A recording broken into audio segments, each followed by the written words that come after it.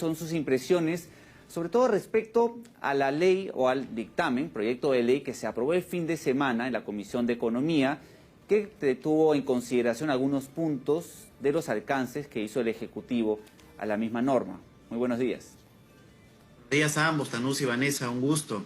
Bueno, creo que lo que está ocurriendo en el Perú es algo muy complejo, algo que tenemos que preocuparnos todos, que es que no estamos encontrando la mejor forma del diálogo para encontrar la salida a los distintos problemas que tiene el Perú y en particular la economía, y este no es un caso diferente, ¿no? Lamentablemente, como bien sabemos, hay un dictamen que va a ser votado el día de hoy y que no necesariamente ha sido profundamente analizado en todas sus aristas, en el hecho de que probablemente no sea una solución a los problemas que aquejan a los trabajadores y que haya frustración y que además incluso los dirigentes de los trabajadores ya han señalado su rechazo al mismo planteamiento, y tampoco ha sido analizado de una perspectiva técnica que permita garantizar que el sector agroindustrial peruano siga siendo atractivo para el arribo de inversiones y el desarrollo de las mismas y siga siendo un sector exitoso en el futuro. En ese sentido, creo que es muy preocupante y más aún tomando en consideración que no se ha encontrado, no se ha visto liderazgo de ninguna de las partes. Hay que ser sincero, no ha habido liderazgo del gobierno, no ha habido un claro liderazgo tampoco identificable por parte de los trabajadores en el hecho de que pueda condensar todas las preocupaciones y también de aquellos que, digamos, trabajadores que de una u otra manera sí han sido beneficiados por la actividad formal y, por supuesto, del sector empresarial. Recuerden que esta comisión hizo una convocatoria, los presidentes de los gremios empresariales tuvieron una primera reunión básicamente general de una conversación muy amplia con muchos actores, y eso fue todo, y luego los gremios empresariales han tenido que enviar sus planteamientos a través de cartas formales. Es decir, el diálogo no ha sido el que ha primado, menos el análisis técnico, y eso creo yo que siempre es algo que nos debe preocupar a todos los peruanos. Sí, señor Vázquez, uno de los principales puntos de discordia que habían generado mayor desacuerdos era el jornal de los trabajadores, una remuneración mínima vital, y según este proyecto de ley, este dictamen, se agrega un bono de 20% no remunerable, más la CTS, más la gratificación, llega aproximadamente a 45 o 46 soles. Según el ministro de Agricultura, más temprano, él sostuvo que estaba de acuerdo con esta decisión que ha tomado el Congreso de la República. ¿Este monto va a generar pérdidas o no para el sector agroexportador? Eso de un lado. Y de otro lado, consultarle también sobre también el pedido que hay de parte de los manifestantes, que ellos exigen incluso una cifra mayor. Por lo tanto, ¿está ADEX de acuerdo con este monto, sumando, repito, la CTS, también otros beneficios de 46 soles aproximadamente del jornal? ¿Cuál es su punto de vista sobre este punto en particular? Claro. No sé, que hay que comprender el sector empresarial para poder explicar apropiadamente la situación. Hay empresas grandes, medianas, pequeñas y microempresas.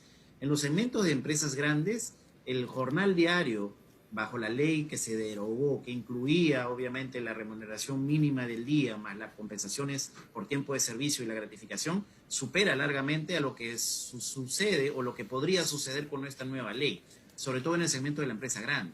El problema va a ser en los segmentos de empresas medianas, pequeñas y micro, donde seguramente aquellas que son formales estaban pagando, digamos, los topes mínimos que se acercaban, como bien sabes, a los 49 soles, más o menos.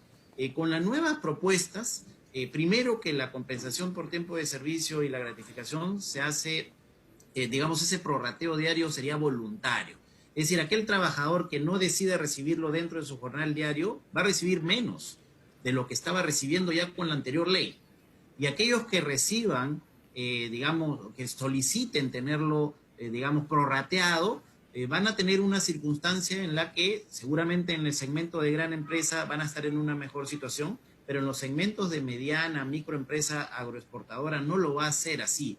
Por eso es que es importante el mensaje inicial. Esto debió haberse conversado de una manera técnica, reconociendo la problemática que existe realmente al interior de la agroindustria peruana, reconociendo la diferencia de estadios de crecimiento de cada una de las empresas, las cantidades de trabajadores, por supuesto, que cada una de ellas asiste, y además también buscando que se encuentre un balance entre que el costo adicional no sea uno que termine haciendo que las empresas, nuevamente, sobre todo las micros, pequeñas y medianas empresas, terminen siendo no viables y por ende quebrando o saliendo del mercado. En ese sentido va a ser una especie de solución en el papel, porque lo que va a ocurrir es que en la ley se va a buscar quedar bajo el texto algún tipo de beneficio adicional que va a ser por un tiempo limitado porque las empresas no van a poder soportarlo, sobre todo en esos niveles.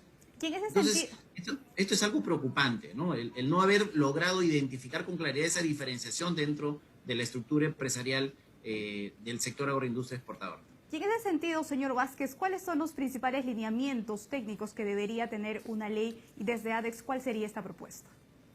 Y nosotros hemos hecho, hemos hecho llegar a la comisión correspondiente una serie de alternativas. Es evidente que aquí lo primero que hay que señalar es que los papeles, es decir, las leyes no van a corregir la distorsión que existe en el Perú de la alta informalidad y la precariedad de muchas actividades económicas, incluyendo, por supuesto, malos elementos dentro de la agroindustria que han generado esta situación. Señor Entonces, Vázquez, lo que si tenemos, me permite, lo que- brevemente vamos a interrumpir por un momento la entrevista, pero le invitamos a escuchar junto con nosotros la intervención de uno de los congresistas en estos momentos, Anthony Noboa, congresista de la República, en la sesión del Pleno del Congreso. Escuchemos. De hacerlo, pero sin embargo se ha escuchado esos reclamos y con este dictamen que ha sido aprobado en la Comisión de Economía hemos hecho prevalecer esos derechos que ningún Congreso ha reconocido como tal, y con este dictamen estamos dándole ese derecho de esta bonificación. Asimismo, escuchando a los trabajadores es que solicitaban de que el salud no... Continúe, congresista. Muchas gracias, señora presidenta. El salud no les daba la atención debida. Nos hemos reunido también con la presidenta de Salud, Fiorella Morilleri, y nos ha expuesto también un libro blanco que tienen ellos de justamente sobre la expansión que tiene Salud, pero básicamente era porque no tienen presupuesto. Y sí es cierto que en el decreto de urgencia 043 aún continuaban con un porcentaje de salud del 6%.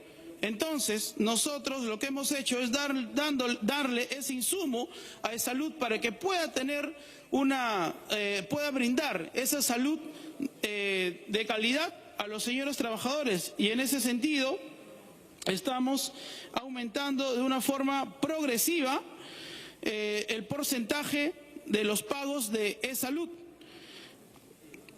De un porcentaje de un punto por ciento hasta llegar al 9% como todas las empresas pagan.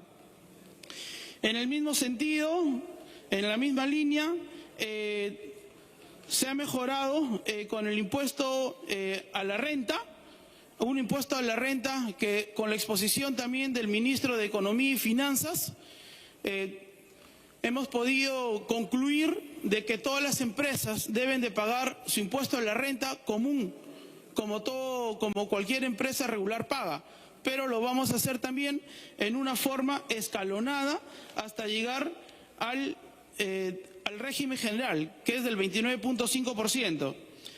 Entonces, también se le está dando el impulso. Pues bien, escuchábamos la participación del congresista Anthony Noboa en el Congreso de la República. Vanessa estaba hablando sobre algunos puntos que acordaron en la Comisión de Economía y precisamente Edgar Vázquez está enlazado con nosotros, estaba enlazado respondiendo a algunas consultas y ahora le agrego también la participación del congresista Noboa sobre, por ejemplo, salud y lo que mencionaba Vanessa, la consulta que quedó pendiente respecto a los lineamientos que propone ADEX tanto en la remuneración mínima como además el pago de salud y los beneficios tributarios, cuáles deberían ser en tal caso.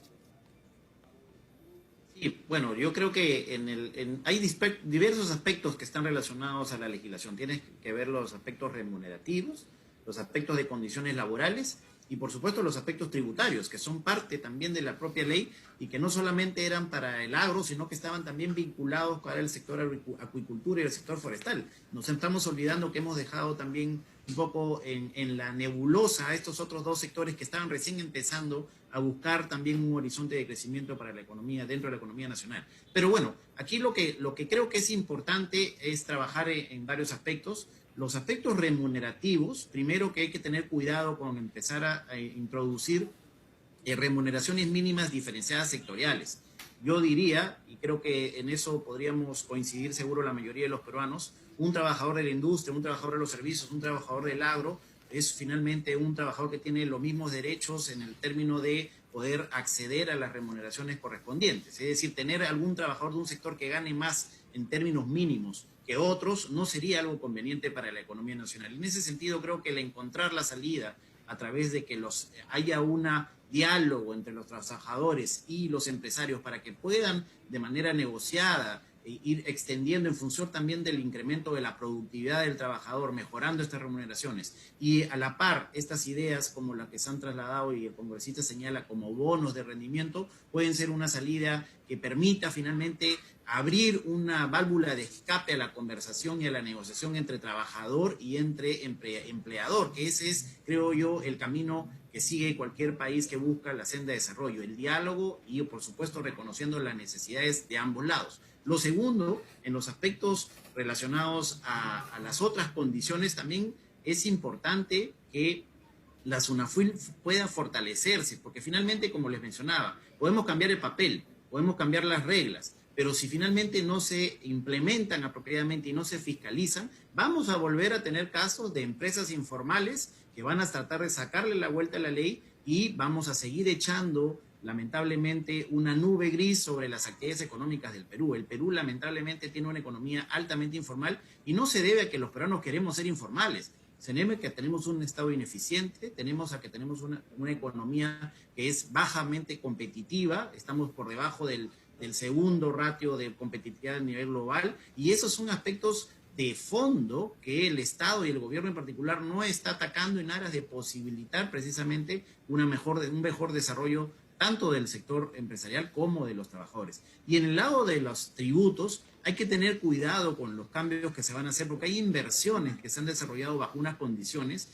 y se le está abriendo un periodo de inestabilidad jurídica muy grave. Se está tratando de diferenciar el tránsito hacia la tasa general del impuesto a la renta por el tamaño de las empresas, lo cual creo que reconoce que hay una diferencia de tamaño. Me parece que la forma no es la apropiada. Por ejemplo, en el caso de las más pequeñas, se le extendería una tasa de 10% hasta el 2031, si no recuerdo mal, pero ahí de golpe de 10% se pasaría a 30%. Es decir, de un año al otro, una vez que se llegue a ese punto en el tiempo, cualquiera que este sea, pasar de una tasa de impuesto a la renta de 10% a 29%, obviamente va a ser un impacto sumamente grande. Entonces, se está tratando de patear la pelota hacia el futuro, es decir, generar el problema, el inconveniente para gobiernos futuros, y no se está tratando de encontrar una solución técnicamente viable que nos permita garantizar que el agro siga siendo una estrella de crecimiento y que sigan sumándose cada vez más, empresas a la formalidad y, por supuesto, a los beneficios que el Perú tiene en los mercados internacionales.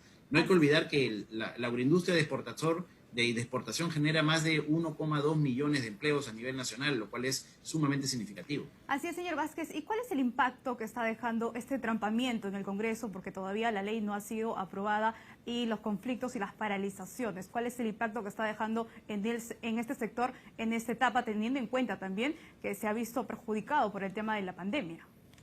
Bueno, aquí todos están perdiendo. Los trabajadores que no han tenido la posibilidad de acceder a sus puestos de trabajo y han perdido los jornales correspondientes, justo en una época del año en que usualmente estos trabajadores obviamente requieren aún más de estos ingresos. No han podido trabajar y por ende no están accediendo a estas remuneraciones correspondientes. Lo segundo, por supuesto, las exportaciones, la producción en general, las cosechas de los distintos productos de agroexportación tienen unos tiempos establecidos, pasados de los cuales esos productos ya no sirven para el mercado internacional, entonces ya no van a poder exportarse.